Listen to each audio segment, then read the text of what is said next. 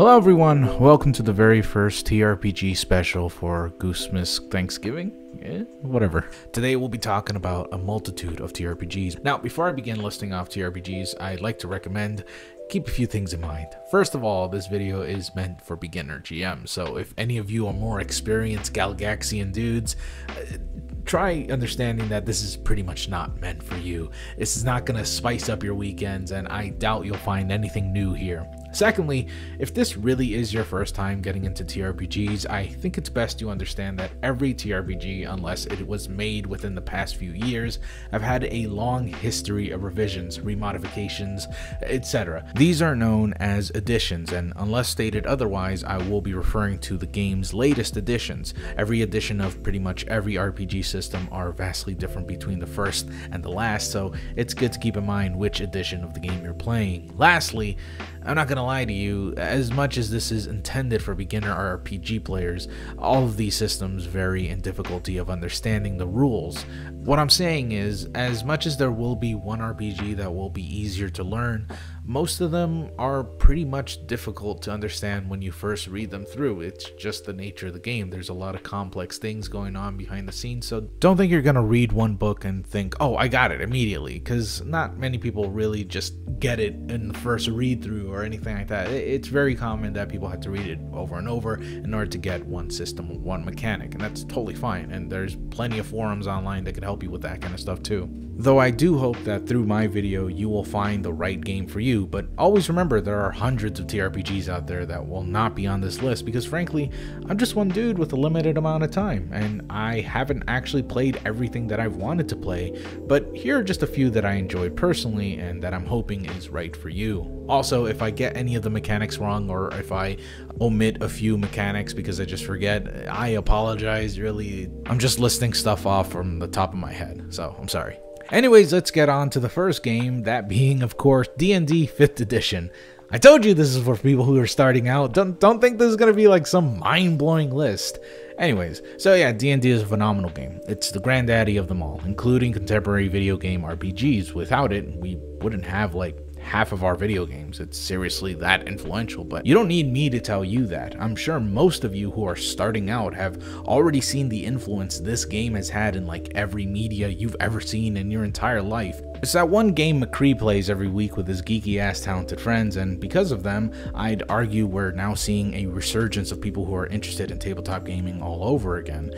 Now, D&D has had a long history of revisions, supplements, additions, etc., and some people still play the old school advanced Dungeons and Dragons like from the first time it came out. Hell, there's still like a group near my neighborhood that still looks for new players for their first edition games. It's kind of nuts how dedicated these guys are. So with all these overwhelming plethora of games to play, you might find yourself confused as to which edition to play with, but seeing as how you're probably new to this whole TRPG scene, I highly recommend going for 5e. It's highly praised by the people of the D&D community, and I mean, honestly, coming off of the heels of the highly controversial 4e, it really wasn't that hard to come back up, but really, it's something to praise. It is more streamlined, it's easier to read, it's easier to understand, and really just needs one person to read the rules of the game in order for everyone to play. It's also the latest edition, so it will be continuously supported for years to come. Now, despite me saying that this game is quote-unquote easy, don't expect that just means you can skim through the rules and just suddenly get how the main mechanics work. Even the best GMs in the community often forget the idiosyncrasies of this book. This game does require everyone to be on the same level of understanding before anyone can fully enjoy the aspects of role-playing, and it'd probably be helpful for some people to get into this game and have some knowledge of video gamey stuff, so you know, having a few geeks here and there on your table really helps out. But honestly, it really won't be that hard for everyone to figure out the game. I've done quite a few D&D sessions, and it takes about maybe 1 or 2 full sessions for everyone to really get how to play the game properly. Now, just like any other game that uses the D20 system, there's quite a bit of math, and for some people this can be annoying, but like number one, you're playing a pen and paper RPG, like what do you expect? But secondly, there are so many resources out there that can help you with your math for you and add all your modifiers and proficiencies and all that stuff, that it's no longer an issue to just like do all the math. A computer can do it for you. Now, D&D settings of high Tolkien-esque fantasy might not be for everyone, or maybe it'd be too nerdy for some of your friends or family members, but thankfully D&D is a very diverse game with a massive amount of supplements and add-ons that can help transform the game to your liking. I mean, it'll still be Dungeons and Dragons no matter what you do, like the fantasy aspects will still be there, but in terms of options and fleshing out the fantasy setting you're trying to establish, I mean, there's just a ton. Side note though, if you still really want to play the D&D system and not have fantasy involved, I mean, that's totally possible. There's nothing telling you that you can't do that. I've seen many people transform their game settings to a more modern one, and there's even supplements out there, like officially licensed stuff that allows you to turn the game into like Stranger Things. And just recently there was a Rick and Morty supplement. I'm not kidding. You could just straight up play these settings at your living room. Like it's really not that big of a deal. Now, as streamlined and wonderful as 5e D&D is, some people do like the old school crunchiness of earlier editions, and one of the more popular editions among the fan base is 3.5. But of course, seeing as how Wizards of the Coast has totally stopped supporting the game after 4e came out, people didn't really have anywhere else to go other than, well, the old school stuff or the homebrew stuff. But then enters Pathfinder, pretty much a successor to 3.5e, and sometimes referred to as 3.75 Dungeons and Dragons. Now, Pathfinder currently has a second edition, which I will talk about later in this video, but if we were to focus on Pathfinder first edition alone, I mean, by God, it is a game full of content. Now, many of you might be wondering what exactly the differences between D&D and Pathfinder are, and that is legitimately a good question, because on the surface, Pathfinder just seems like a D&D clone, and in all fairness, it kind of is. But the rules of Pathfinder are much more hardcore and is made for that kind of audience in mind. If you thought D&D is super complicated to read, Pathfinder is just gonna be a brick wall for you. This game has a very crunchy system, which refers to the amount of math needed in the game and rules that are established in the games. That's what crunchy means. So there's a lot of depth found in Pathfinder. Like pretty much everything you do has a rule associated with it. Meanwhile, with 5e D&D, everything is purposely left open-ended. This is both good and bad, as some people can just interpret their own rules for, say, like mounted combat is a good example. It keeps the game flowing when you don't really have rules to associate with mounted combat, nor do you have anything to refer to. You just kind of make it up on the spot. Or it can be a really bad thing and leave GMs and players relatively confused as to what exactly to do next.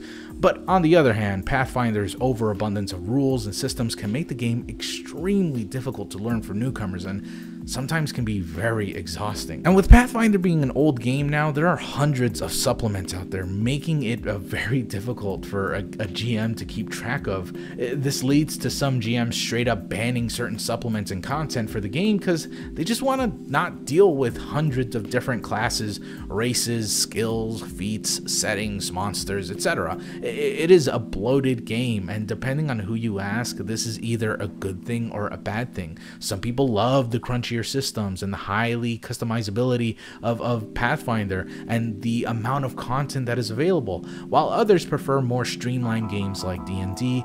Yet there is still that niche of people who want streamlinedness and crunchiness to their game. But hey, look!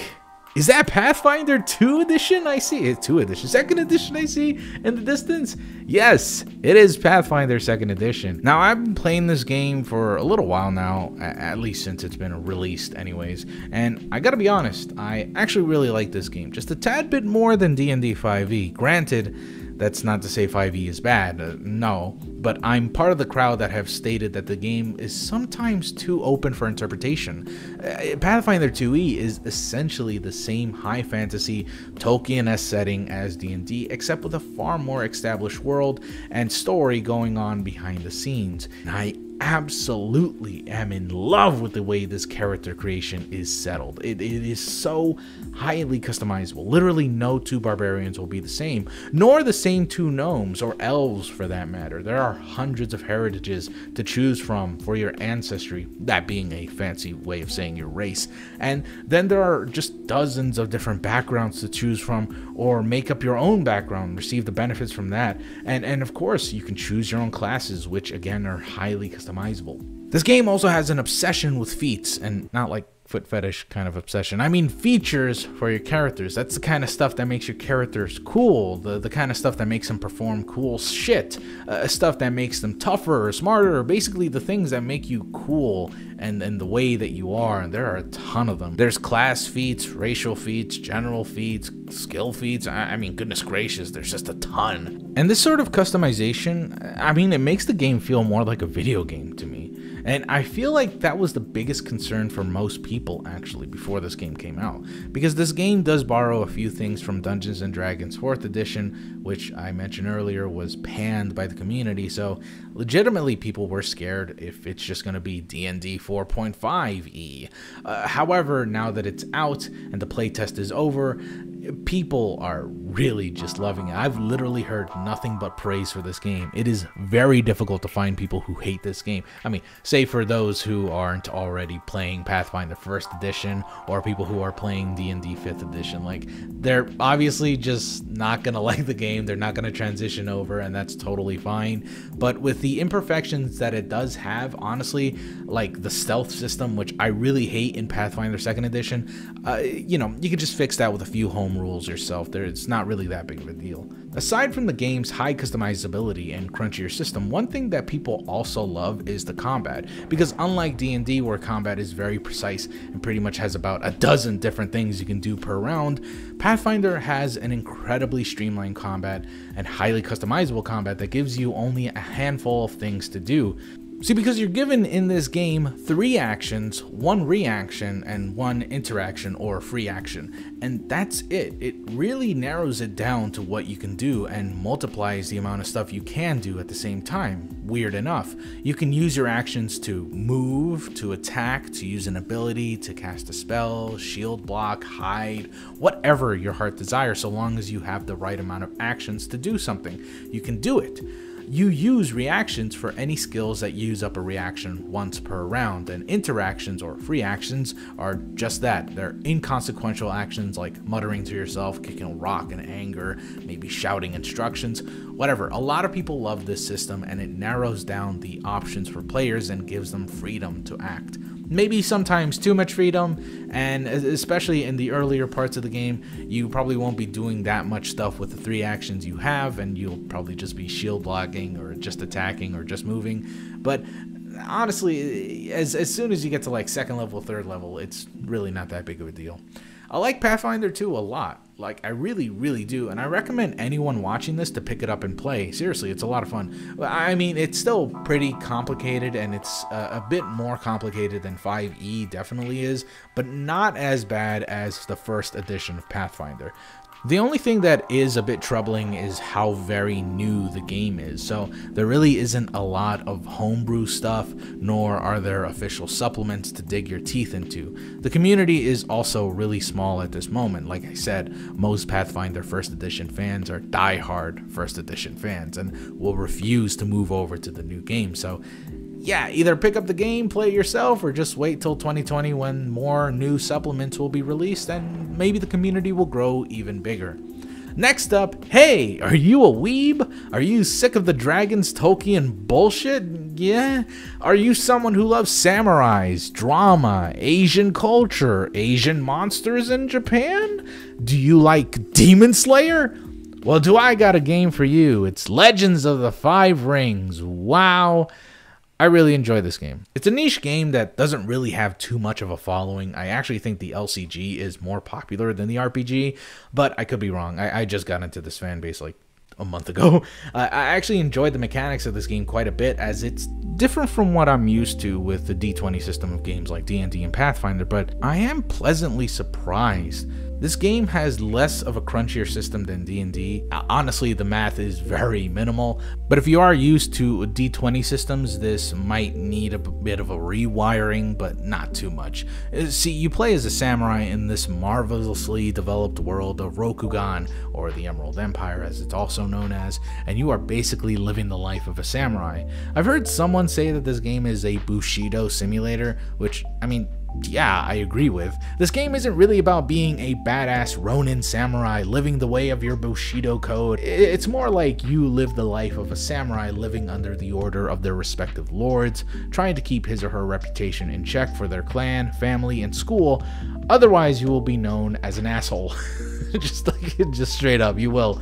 So yes, you can't be a murder hobo. In fact, you are actively discouraged to be a murder hobo in this game because the game has a high focus on your honor, and to be honest, there is a high lethality with this game, so that might not be a very good idea. You might get slashed down easier than you think. Now, that being said, just because the game wants you to be an honorable samurai that everyone loves and respects, the game makes you fully aware that you're just as human as anyone else, and more likely than not, you will be challenged on your viewpoints of the world versus what is truly honorable. Like, say your lord, which is someone who a samurai lives, breathes, and dies for, asks you to eliminate a village of monsters. This village is known to be tainted with an evil curse that has tainted and turned everyone into monsters. And as you slay every monster in the village, there is one child left with her mother. Her mother is dying and is clearly about to turn into an Oni, while the child herself seems completely and miraculously untainted by the dark energy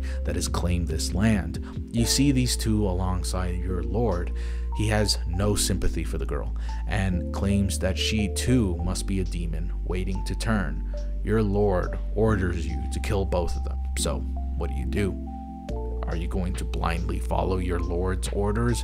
I mean, sure, you could, but does that really align with your character's motives, your motivations, what drives you as a person? Does this actually bring you glory, which is something to also keep track of as you are a samurai trying to prove yourself to the world? Is this worth it?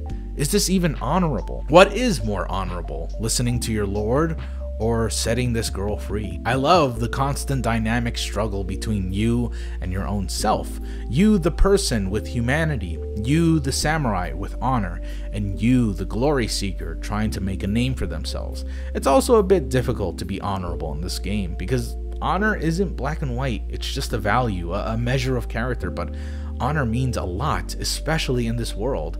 And try your hardest to be as honorable as possible. The game actually has a system in place that prevents you to be honorable at all times with the strife mechanic, making it even more difficult to pursue honor.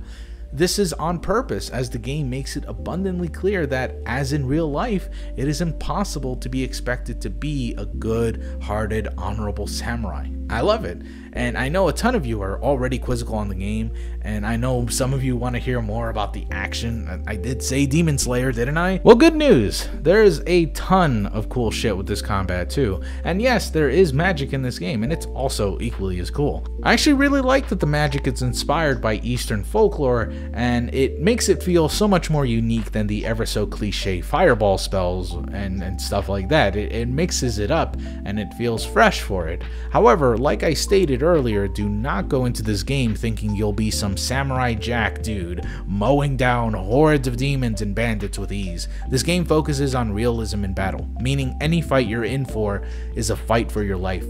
This game is notorious for its lethality, and your character will most likely die before the game ends. It's even stated in the rulebook, your character is expected to die, not because you have to, but because this game just doesn't fuck around with the combat.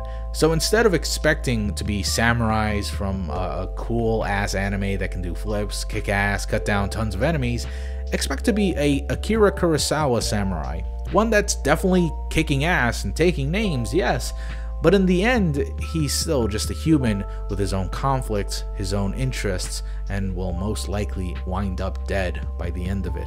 And if you don't wind up dead, there's a possibility you'll just be mutilated and scarred for life, and this isn't a cosmetic thing either. In the game, there are a number of debilitating things that could happen to you should someone land a critical hit on you, from losing an arm or a leg, to being completely blind, or even suffering from heart problems or organ failures just because of one fight you had. And this is permanent, unless, of course, you have some generous enough GM to come up with like a MacGuffin that can cure all disabilities, but that kind of ruins the fun of it. I don't know. It really is a fantastic game. I haven't even mentioned encounters in this game, which aren't just simple fighting, but literally debating with someone in order to get your way. Yes, even talking to people can count as a deadly encounter. If you're arguing with someone, or you're debating with someone, or you're trying to push a narrative or some sort of agenda towards someone, you have to roll for initiative and everything. There's even some skills that allow you to butt into conversations without losing honor. That's crazy. And also there's giant skirmishes you could have with a small army or a small team, or you can have just full out massive battles, and there's also rules for that. It's really I mean, god damn it, people need to really play this game more. Now, this game is still very new, being released again earlier this year, so the community is still extremely small, and to be honest, the game does have a niche audience it's trying to go for. But if you're someone who's really into Japanese culture or Asian culture in general, and you love drama, swordplay, demons, political intrigue, etc., and you have friends who are equally as interested in the same stuff, then pick up the game. Next up, let's get off of the fantasy settings for a bit and turn up the dystopian dial all the way up. This is 10 Candles. Probably the easiest game on the list to understand, and by far the most affordable game. The world has lost its sun. The world is covered in darkness. Modern day technology is beginning to fail. Humanity is slowly beginning to disappear. And dark, mysterious creatures begin to emerge from within the earth and lurk within every corner, hunting down the last remaining survivors. The world is ending, and there's nothing you can really do about it. All you can do is live out the final days of your life, finding out one last piece of hope to carry you all the way to the end. This game is bleak, and it's pretty much intended for anyone who wants to get fucked up. This is not a merry-go-lucky game where you and your ragtag bunch of heroes go out and save the world. No, you play as normal people with completely ordinary lives, trying your best to complete your own personal objectives. This game is not a survival horror game. You are not trying to survive. You are already doomed. If you're going to pick up this game and grab a few friends to play it with, you got to make sure that they understand that they will die at the very end of this session. Now, the thing I actually like about this game is the simplicity of it, because the deepest this game ever goes is with the character creation, which I will talk about in a bit. Once you're done with the character creation and you've lit up all 10 of your candles, the game just begins however the way the GM has it begin. There's no battle system really. There's no stats to keep track of, no sneak mechanics or anything. In this game, you succeed or you fail, whatever it is you're trying to do. You have a limited amount of dice that equals to the amount of candles you have left, making the end game far more difficult to survive. And it's a game that heavily focuses on the story of your characters. The way you create your characters is pretty simple. You write down 2 traits, that being a vice and a virtue. Vices being something you're ashamed of, and virtues being something about you that you're very proud of. Then write down a moment, which is something you want to accomplish or something in the story that drives you. And finally, you write down a brink, which is basically the one thing a character is capable of once pushed to the absolute limit.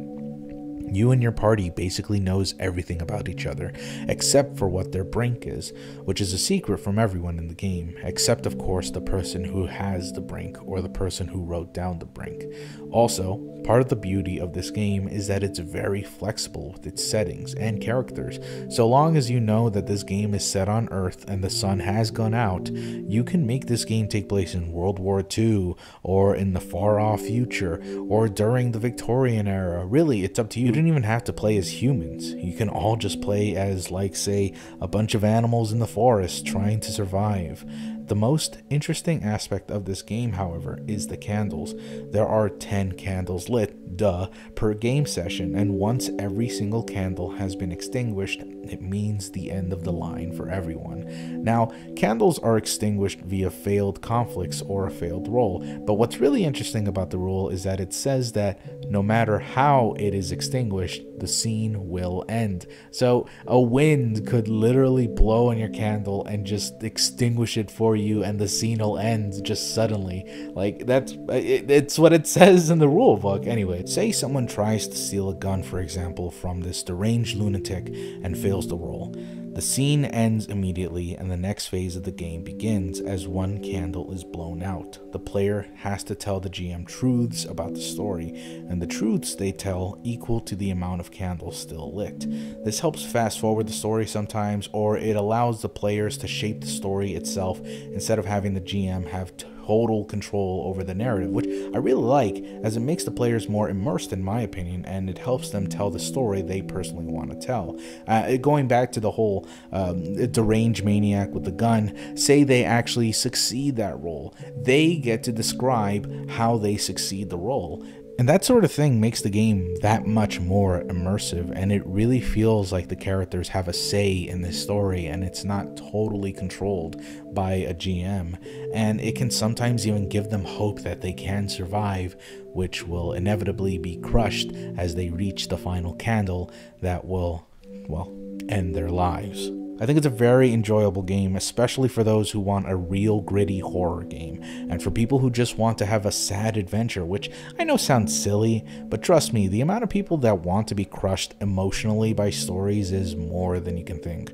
That being said, it is very difficult to play this game online with people, not because of the complexity of it or anything else like that, but because this game really requires people to be physically together. You can't play this game in the middle of the night while one of your players is still on the other side of the world with their windows opened up and a bunch of light seeping in. This game is meant to be played in total darkness, and the candles are the only source of light that they should have. Trust me, this really helps establish the mood and the tension. And it also prevents people from really joking around, especially when they're surrounded by darkness and are being fed these horrific images in their head constantly. It's a really great game for anyone looking for a gripping, tension-filled story, but it's probably not going to whet the appetites for those who are into deep combat mechanics or people who want to have a jovial adventure. This is strictly for people who want to be dreadful and have a story-based game. So, you know, have fun, I guess. But hey, let's jump off all that serious crap for a second and go to a game made for weebs. Hey, are you a weeb? Do you like heartwarming anime? Do you find yourself enthralled by Ghibli films and want to be part of such a world? Do you literally just want to have a good time and not be sad at all? Well, Ryutama is a game for you. Yeah, so I'd say Ryutama is probably the sweetest and cutest TRPG out there, and it's one of the few that I can think of at the top of my head that actually comes from Japan. It's a game where you play as a totally ordinary person that's hankering for adventure and just wants to see the world. It's really not any more complicated than that, and honestly, that's fine. With the previous games I've mentioned, there's a heavy emphasis on either saving the world or surviving. Ryutama is a light adventure game that features surprisingly deep mechanics and a hilarious combat system where you literally fight with the things that you can find near you, like a stick or a piece of toast if possible. Yeah, it's real endearing and pretty innocent, and honestly, one of the most laid-back TRPGs I've ever played. There's no real pressure associated with this game. Like, you're not expected to min-max your most optimal character in the game. The goal is to tell a story and have fun with the characters that you've made. One unique aspect of the game that I personally enjoy is the idea of everyone in the game having to contribute to the world's lore. See, every time you create a new world or enter a new town, the players actually collaborate and make new worlds with the GMs. They can describe it any way they want, so long as they are willing to collaborate with other players on the table, and legit. That sort of immersion is something I feel should be incorporated with most games nowadays. Sometimes you'll hear from other more experienced GMs advise that it's a good idea to get a collaborative effort in making worlds with your players, because honestly, you can make the greatest worlds these players have ever seen, something so unique and amazing and colorful, but they still probably won't care much about it. you know, like maybe around the 5th or 6th session they'll probably like it, but really though, a world where they had their own input has more meaning to them than a world they've never heard of before. And I think that's where Ryutama gets it right. Another really cool thing that I really like about this game is the fact that GMs aren't just disembodied voices that come up with the story. They actually play a character themselves called Ryujin, who pretty much play as a literal storyteller for the respective dragons that they serve. They have special abilities that help them shape the narrative of the story and even level up with the players. It really gives the GM's roles more intimacy with the players, as the Ryujin will always be with the player's side, always watching and basically cheering them on. Well, actually, that all depends which dragons you serve, because depending on which color of the dragon you chose, you could either be a dragon who wants to write stories about love, friendship, and true meanings of family, or you could be working for a dragon that focuses on death, disease, and chaos, and whoever you choose actually shapes the way the story is told. So think of the dragons as a sort of world seed generator. Anyways, it's a lovely little game. I enjoyed reading the book, which I'm not actually sure if there's a physical copy available in English. I know there's a PDF English translated version, but I'm not sure if there's a physical translated version. Either way, pick this game up if you're tired of epic stories of saving the world and you're more yearning for a story of people just traveling and having a fantastical, heartwarming adventure. So let's move on to our next game. Seeping away from the heartwarming crap world of Ryutama, let's get into Call of Cthulhu, this horrifying, horrible little world full of Lovecraftian, horrible nightmare landscapes. This is a game that I've seen getting a lot more love recently, what with the new RPG renaissance happening, and I feel like it's because it's not really like any other system out there, and also it's considered to be like one of the best competitors to Dungeons & Dragons. It is that good. Though don't expect a game that's similar to Dungeons & Dragons. You are not a hero, you are not an immortal, and you may not end up saving the world. It's a horror game, so expect horror tropes. It's very dark, it has more of an emphasis on the mental health of your character rather than the physical health, and it is complex. And the complexity is amplified, especially if you're like me and you've been playing fantasy systems for a long time. I mean, you will get swamped by the rules in this game if you really don't know what to expect. See, Call of Cthulhu, you play as an investigator in the 1930s, and I'm sure the imagery you have in your mind now is that like classic gumshoe from a cheesy romantic crime film of the era, but in reality the investigator is synonymous to adventurer in other TRPGs. Your investigator is just your character. They could be a dancer, a doctor, sure, they can be a private eye, but they could also be a lawyer, maybe even a curator for a museum. Either way, you play as a totally normal person who has been, in some way, shape, or form, found themselves caught up in dark rituals involving crazed cult worshippers that worship these old gods. Horrifying, mind-warping shenanigans ensue after that.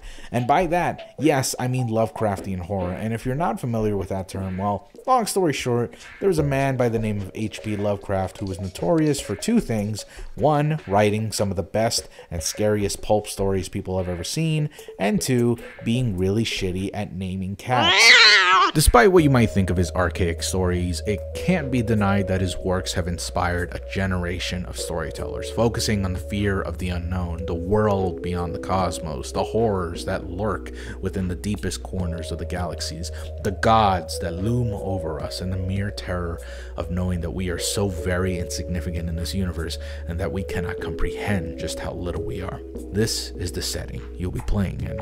This game has you solving mysteries, decoding ancient lore, fighting off horrible zombies, and all the while trying to maintain your sanity. And that's a big part of Call of Cthulhu, one that might be a little off-putting for some people, but the system does work very well, more in action than it does in paper. In paper it sounds like a miserable time, but in action it's like, it is very well done. Sanity, in a funny way, acts like a second health bar, something you have to monitor or else it's game over. See, everyone starts at a certain amount of sanity at the game start, and you begin to lose sanity more and more as the game progresses. So the more you see horrible imagery, the more you learn about stuff. You lose sanity through various different ways, the most obvious being that you witness something gruesome, horrifying, like or something unimaginable, like a zombie rising from the ground, or you see a creature, this monstrous visage that you've never seen or heard of in your entire life, or maybe seeing a horrifying spell being casted on someone and seeing their skin ripped open, turning inside out, like something you cannot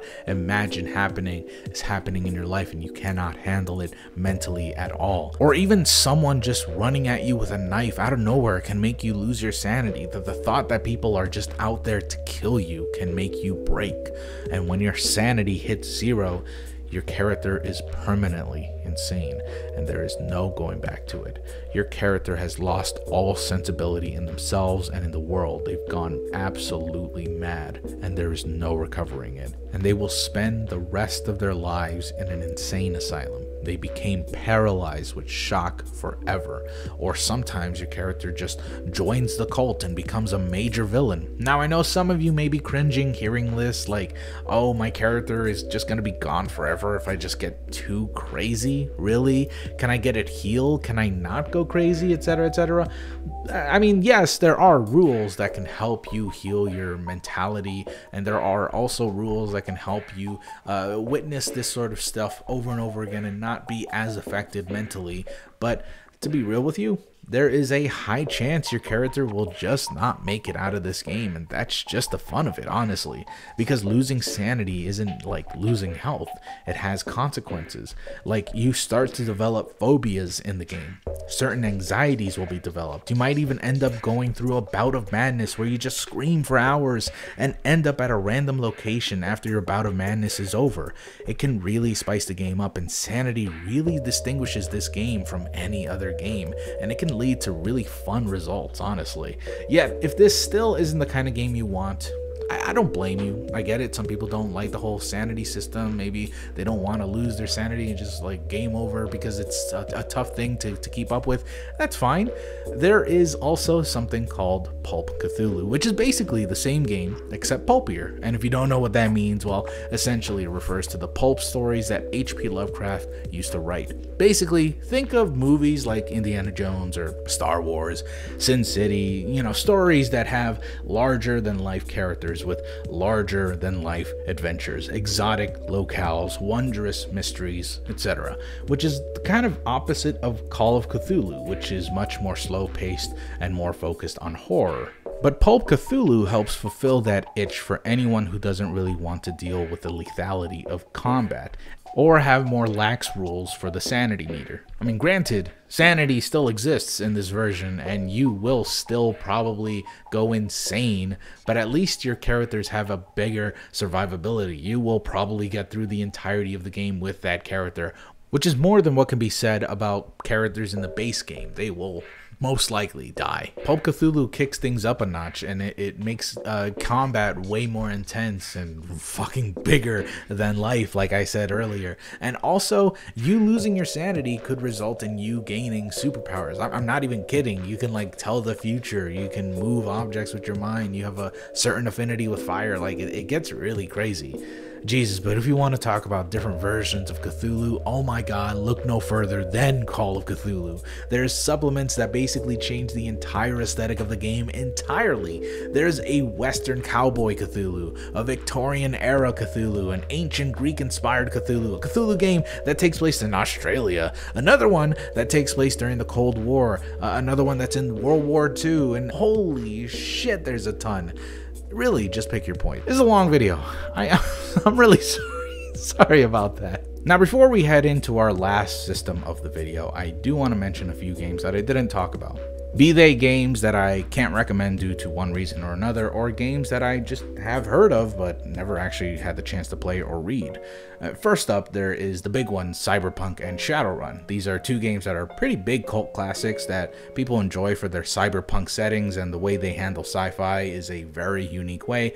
But for Cyberpunk's case, I just haven't read it. I hear that there is a new version called Cyberpunk Red, which acts as a sort of prequel to Cyberpunk 2077, but I really don't know anything about it. Like, the most popular edition I know of is Cyberpunk 2020, and I think that came out in 2005, so I'm not familiar with it at all, so I can't recommend it. As for Shadowrun's case, boy, I really hope I don't get crucified for saying this, but I felt like there was a multitude of reasons why I just couldn't recommend this, and one of those reasons being that it was just too difficult for most people. Shadowrun is notoriously difficult to understand with its very deep system that can result in a lot of fun, but requires a lot of multiple readings from their core rulebooks, which are just atrocious to read, and that's not by me either. Like, a lot of Shadowrun players agree that the books are not formatted for beginners, nor are they even really formatted for people who just enjoy reading rule books like me. It's a real headache to read this stuff sometimes, honestly, and it doesn't help that Shadowrun's latest edition is universally hated by the fan base. So that's another reason I just can't, in good conscience, recommend the latest game, nor could I even recommend the older 5th edition, as that was also heavily criticized. Apparently the latest game was streamlined so hard that they just straight up removed a lot of core features that the fans really liked, and ended up making a game that just really wasn't fun and had a lot of nonsensical decisions. The developers of this game don't even really respond to anybody's complaints either, and they're kind of known for not really paying attention to what the fan base wants and being unresponsive to people's complaints. So I just can't recommend the newest version. I can't recommend the older versions. I mean, I just can't recommend the game at all, unfortunately, which is a shame, because I heard it's actually pretty enjoyable and really good. Alright, real quick, I gotta blaze through a few because I know I'm not gonna finish this video on time if I have the original script ready, and I'm gonna have to edit all like 10 minutes of it. No, fuck it. Here's some games I need to recommend. Starfinder. I did add it to the list, but unfortunately, as I kept repeating myself, it just kind of sounded like I was talking about Pathfinder. So if you want Pathfinder space or D&D in space, it's a great game. Really, honestly, go for it. Vampire the Masquerade. A completely awesome game as well. It's about vampires. If you're gothic, if you're LA stuff, you know, if you like that stuff, you know, go for it. I can't really, I've never played it, I never really read it either, so I can't really recommend it fully. And finally, there's Star Trek and Star Wars RPGs. I don't know anything about the Star Wars RPG, but I heard that the Star Trek RPG everyone really likes, so, you know, check that out, why don't you? So yeah, there you go, there's my recommendations. Now let's hurry up and finish this video. Okay, so let's finally talk about the last tabletop RPG of the video. And it's one I consider my absolute favorite, and one that I hope gets a lot of attention because it deserves it. It's Numenera. I love Numenera, and it is a game like no other before. It is an absolute joy to play, and it's a real easy game for GMs because guess what, GMs? You never roll in the game. Seriously, you never do. Not once, not even once. The players do all the rolling for you. For me, that's kind of cool. Alright, but before we get into the system, let's get into the setting. The world of this game takes place in Earth, actually. Only our civilization as we know it has collapsed, and a new civilization has taken its place. Except that one has also collapsed, and something else took its place. And then another one collapsed, and then a new one, and then, well, I think you get what's going on here. This game takes place 1 million years in the future, and all known civilizations that have been on this Earth have either collapsed, shattered, disappeared, or were simply abandoned. The only thing that remains in this current world is their old technology. Trinkets that we call Numenera. Numenera can be huge, giant engines of war, or they can just be tiny little trinkets of like a music box that displays a dancing ballerina holograph. Really, it's totally up for interpretation, and the beauty of Numenera is that the technology is literally whatever you want it to be. It's so very open-ended about its world and mythos that it could leave you in choice paralysis and creative paralysis, as its foundation encourages you to be as creative as possible, thinking up of whatever you want, of anything of what the previous 8 civilizations were and what exactly they had as technology. And this sort of creativity can lead to some comical results, like there's probably a Numenera out out there that, let's say, the old music box that was used as like a gift for children in previous civilizations. However, you look at it and you say, huh, kind of looks like a bomb. And then you just throw it, you modify it, and it just blows up, and ballerinas start dancing everywhere because of it was meant as a big holographic image, but now it's like spread everywhere. The cloud is just one big ballerina. It's just, oh god, it really inspires you to be weird, as fucking weird as you possibly can be. This is a bizarre world unlike any other, and it embraces the weird as opposed to spectacular stuff. This game puts a heavy emphasis on being weird, being creative, and I don't even feel comfortable calling this game a sci-fi game or even a science fantasy game.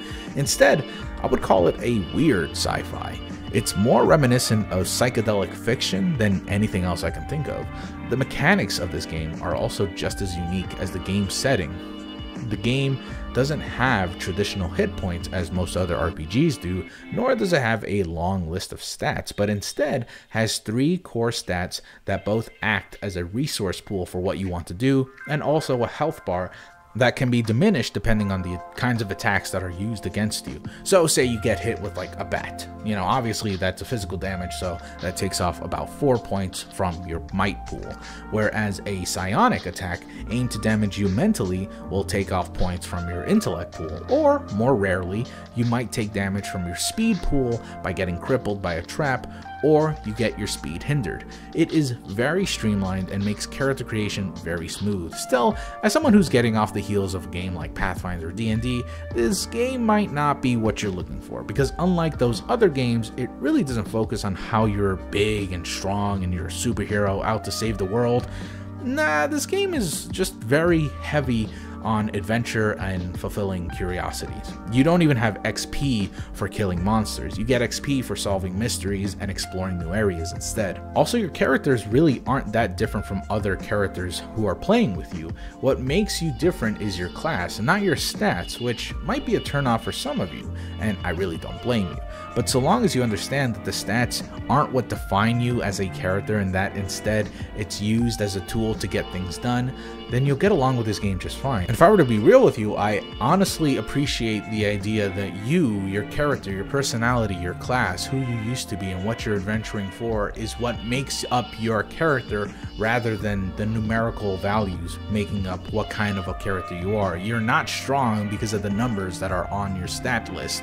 It's you that makes you strong. Again, that might be a weird concept, but I appreciate it. You define you. You can be as strong as your comrade with the bigger muscles, but the difference between you and him is that he can be stronger for a lot longer than you can, because you probably have a might pool of 4 while he has a might pool of 12, meaning that he can pretty much lift and weigh anything for a longer period of time than you can, honestly, and he could also probably take more hits than you. Speaking of which, combat in this game is also really streamlined, again having a heavy emphasis on adventure above all else, but I still find the combat very enjoyable because of how easy it is to understand and the extremely minimal amount of math to do when rolling. This game's combat focuses on the most simple aspects of combat. Roll for an attack. Did you hit or did you miss? There's no adding bonuses for anything. If you missed, that's it. If you hit, however, you do flat damage with your weapon. Say it's a long sword, you do 4 damage. If it were a great sword, it's 6 damage, and if it were a dagger, it'd be 2 damage. And that's the same as everyone else. There's no adding proficiencies or feats or modifiers. None of it. There are items that can increase your attack damage or boost your hit dice, but these are very rare, and also there's a mechanic called effort that could also boost your damage and lower creature DC by 1 tier, but that's about it. Also, I know a lot of you are probably questioning, why would I get a dagger if it's only 2 damage? Well, they have an easier time of actually hitting objects and hitting monsters, so essentially they just reduce DC for any creature that you fight, so that's pretty helpful. Again, that can be off-putting for some of you, but for me this made things so much easier to navigate as a GM, and knowing that I didn't really need to roll for anything at all made my role as a GM much easier, as now I can just focus on telling the story and building the world. Yes, the GM never rolls. Whether or not the creature hits the player is determined by the player getting attacked, or whether or not they solve something that is also determined by their own role.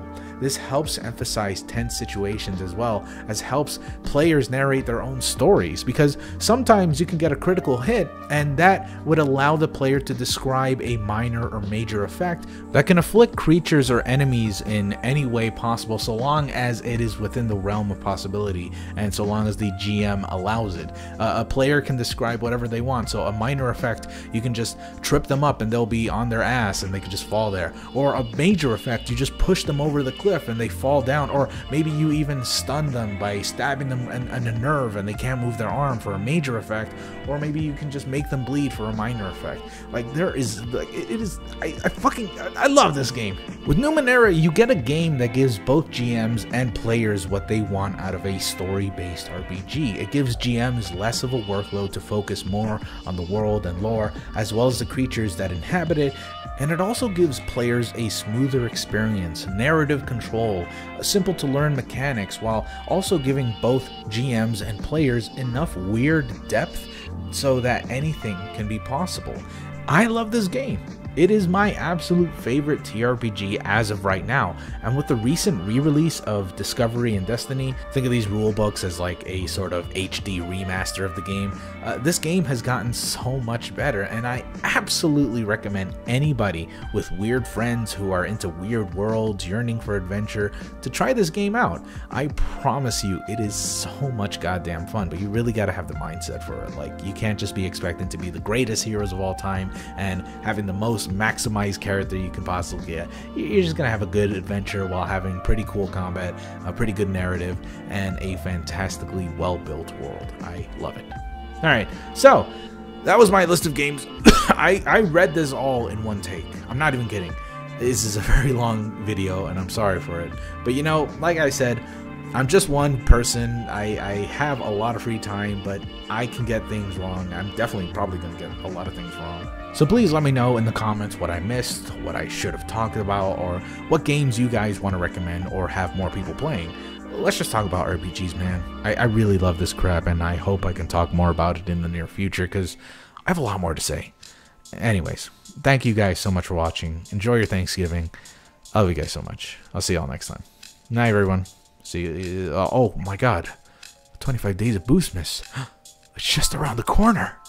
Oh yeah. I can't wait for 25 more videos that people won't watch. Alright. See you later. Bye.